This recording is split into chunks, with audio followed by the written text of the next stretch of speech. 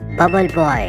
इस कहानी की शुरुआत में हमें एक छोटे से बच्चे को दिखाया जाता है जिसका अभी अभी जन्म हुआ है। उसे खास सुरक्षा के साथ डॉक्टर एक जगह से दूसरी जगह ले जा रही होती है। दरअसल ये बहुत ही सेंसिटिव है। ये बच्चा बिना इम्यूनिटी के पैदा हुआ है। कोई भी इस बच्चे के पास जाने से पहले अपने आप को पूरी तरह से सैनिटाइज करता है। इस बच्चे का नाम जिमी है।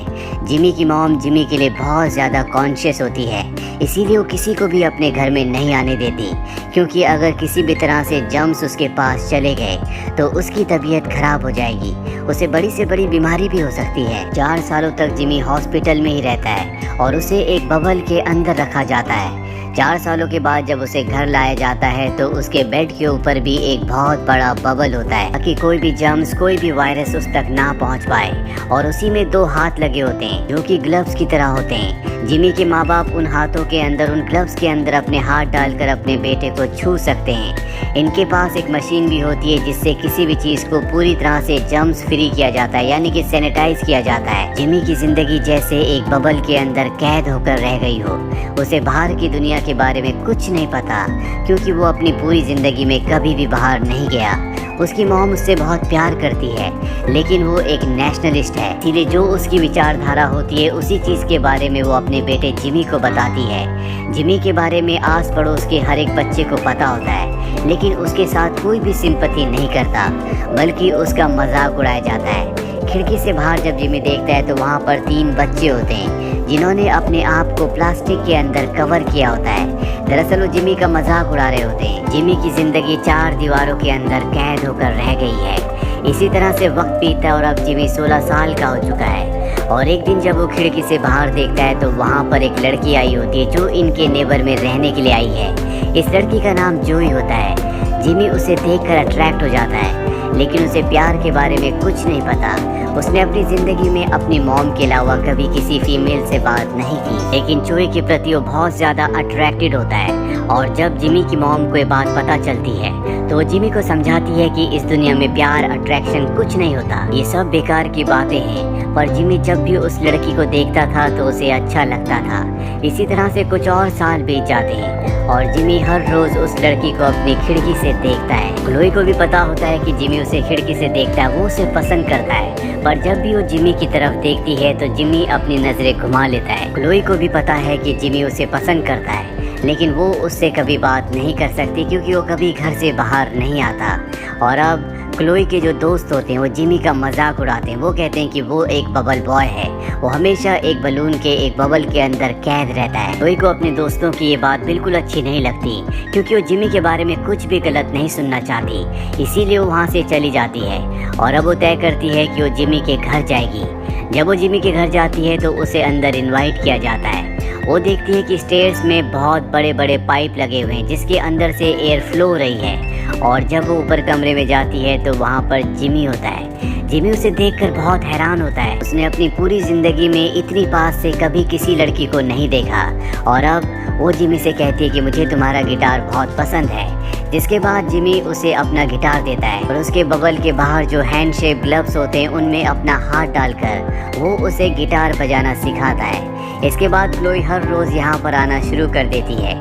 इन दोनों की दोस्ती हो जाती है। जिमी की मॉम को ये बिल्कुल पसंद नहीं होता, पर जिमी अब बड़ा हो चुका है इसीलिए वो मना नहीं कर सकती। इनकी दोस्ती जैसे जैसे बढ़ रही होती है, जिमी की जिंदगी में खुशियाँ आ रही होती है। हैलोवीन के दिन यहाँ पर क्लोई कुछ बच्चों को लाती है। जिमी को पहली बार एहसास होता है कि हैलोवीन की पार्टी क्या होती है। अब ये दोनों एक दूसरे से प्यार करने लगे हैं, ये एक दूसरे के बिना नहीं रह सकते। एक रात को क्लोई ड्रिंक कर लेती है और जिमी से कहती है कि मैं बबल के अंदर आना चाहती हूँ, मैं तुमसे दूर नहीं रह सकती। जिमी उसे अंदर नहीं आने देता, जिस बात से उसे बहुत बुरा लगता है और वहाँ से चली जाती है। साथ ही उसे ये भी समझ में आ जाता है कि जिमी की और उसकी ज़िंदगी अलग है, ये दोनों कभी एक नहीं हो सकते। इसीलिए वो एक लड़के से इंगेजमेंट कर लेती है। वो जिमी के पास जाती है और उसे अपनी इंगेजमेंट रिंग दिखाती है। हालांकि जिमी को बहुत दुख होता है, लेकिन वो अपना दुख अपने चेहरे पर नहीं आने देता। बहुत जल्दी अब क्लोई की शादी होने वाली है। हालांकि उसे भी इस बात का दुख है क्योंकि वो जिमी से प्यार करती है। जिमी को उसने एक गिनी पिग पिग भी दिया होता है जो जिमी की तरह एक बबल के अंदर बंद होता है। जिमी उसके गिनी पिग को उसे वापस कर देता है। क्लोई ने उसे यहाँ पर एक गिफ्ट भी दिया होता है और जब क्लोई के जाने के बाद वो उस गिफ्ट को खोलता है तो ये एक स्नो ग्लोब होता है जिसके अंदर लिखा होता है आई लव यू, जिसे देखकर उसे बहुत खुशी होती है।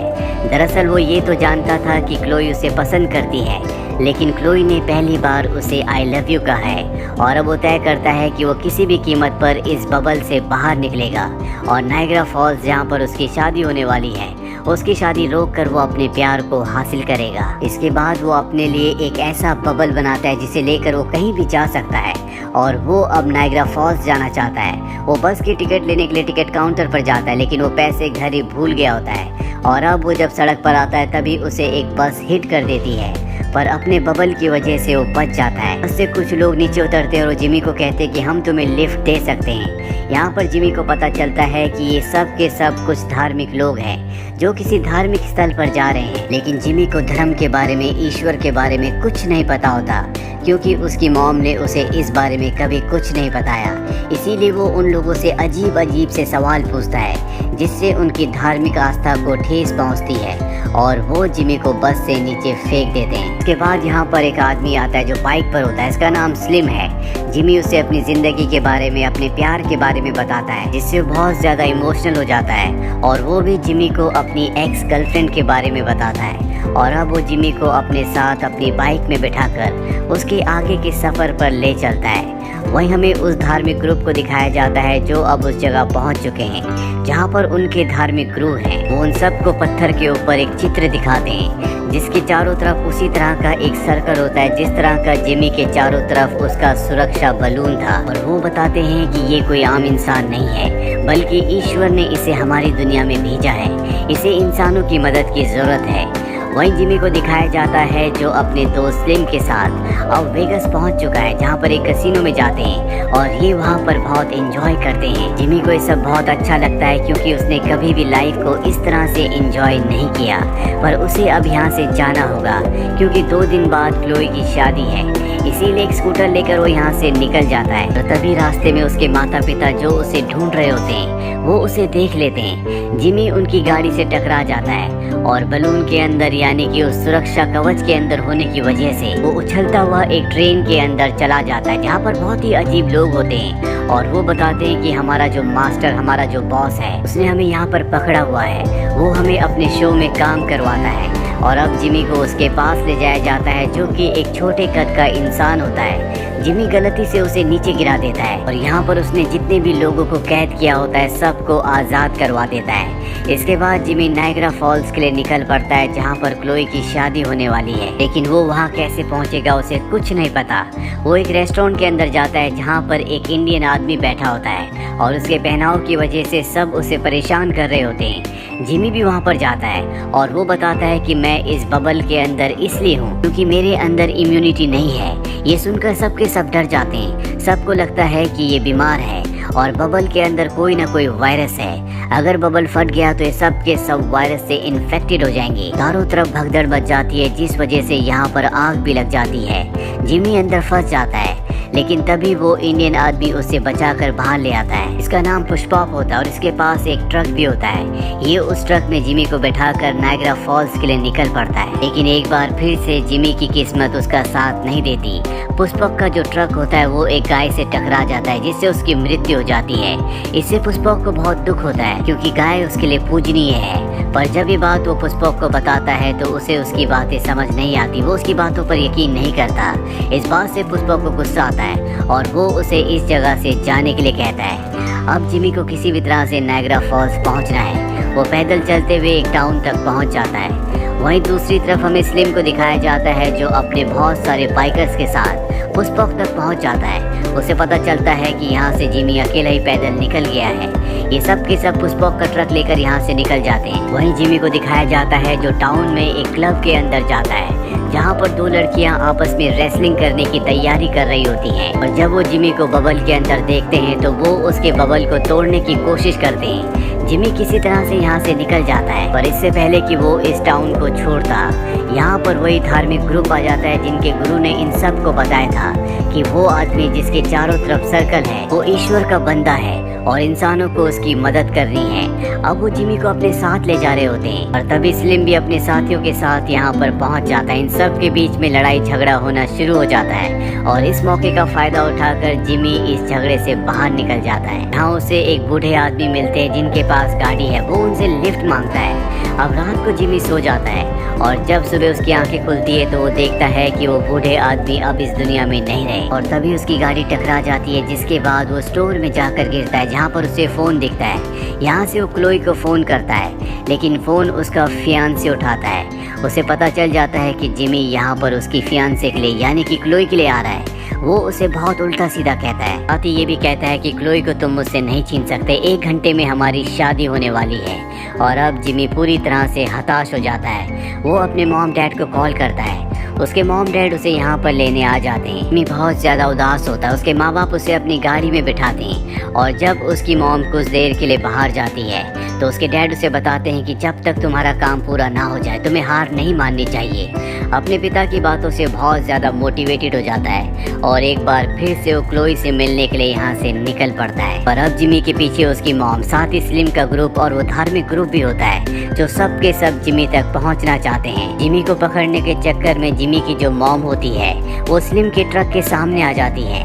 स्लिम उन्हें देखकर हैरान हो जाता है क्योंकि ये वही लड़की है जिससे कभी वो प्यार किया करता था, जिसके बारे में उसने जिमी को बताया था। ये सब के सब एरोप्लेन के रनवे पर होते हैं। तभी यहाँ पर एक प्राइवेट प्लेन आता है जिसे एक बूढ़ा आदमी चला रहा होता है और ये बूढ़ा आदमी उसी बूढ़े आदमी का जुड़वा भाई है जिसने जिमी को अपनी गाड़ी में लिफ्ट दी थी और बाद में उसकी मृत्यु हो गई थी। ये आदमी उसे नायग्रा फॉल्स ले जाता है। जिमी उस चर्च की तरफ भागता है जहाँ पर क्लोई शादी करने वाली होती है और इससे पहले कि शादी के सारे रीति रिवाज पूरे होते हैं वहाँ पर जिमी पहुँच जाता है। वो क्लोई को आवाज लगाता है। क्लोई से देखकर बहुत खुश होती है, वो भी उसके पास आ जाती है और अब जिमी किसी भी कीमत पर क्लोई को अपनाना चाहता है। वो कहता है कि मैं तुमसे बहुत प्यार करता हूँ और इसके बाद वो अपने बबल को फाड़ कर बाहर आ जाता है। इसके अगले पल ही वो बेहोश हो जाता है। ये देखकर सब डर जाते हैं। जिमी के मॉम डैड भी यहाँ पर पहुँच जाते हैं। जिमी की ऐसी हालत देखकर जिमी की मॉम की आंखों में आंसू आ जाते हैं और तब जिमी के डैड कहते हैं कि अब सबको सच्चाई बताने का वक्त आ गया है। इसके बाद बताया जाता है कि जिमी को कभी भी कोई बीमारी नहीं थी। उसका इम्यून पावर दूसरों की तरह स्ट्रांग है। जिमी की मॉम ने दुनिया की बुराइयों से बचाने के लिए उससे झूठ कहा था, उसे जिंदगी भर बबल के अंदर रखा।